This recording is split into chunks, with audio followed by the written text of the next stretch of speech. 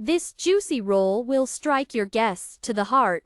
Most often I buy meat in supermarkets, but when I get to the market, I always take pork belly. For some reason, such a roll is never delivered to stores. This tender meat, with a large number of veins of fat, is ideal for baking a roll. Fat does not allow the meat to dry out, and the meat on the abdomen is very tender, without veins and cartilage.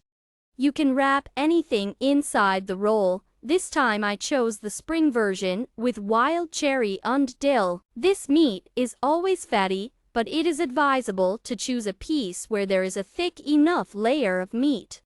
If there are any protruding shapeless parts that are difficult to tuck inside, it is better to cut them off. Wash and cut the wild cherry. Wash and chop the dill. Sprinkle the meat with salt and pepper on both sides and carefully rub the spices into the pork. Flatten the piece on the table and sprinkle greens evenly over its entire surface. Roll the peritoneum into a very tight roll. Tie it with a thread. Heat the frying pan. Lay out the pork roll and fry it on all sides for 2 to 3 minutes until golden brown.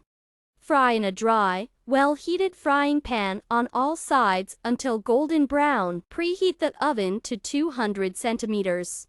Transfer the meat to a baking dish and cover with foil. Bake for about 1.5 hours. Ideally, the readiness of the meat is checked by a thermometer. Pork is completely ready when the temperature inside the meat reaches 65 to 68 degrees.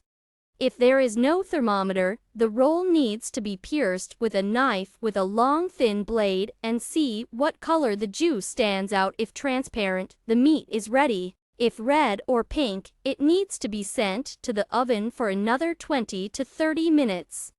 Allow the meat to cool completely in the mold. Cut into slices before serving.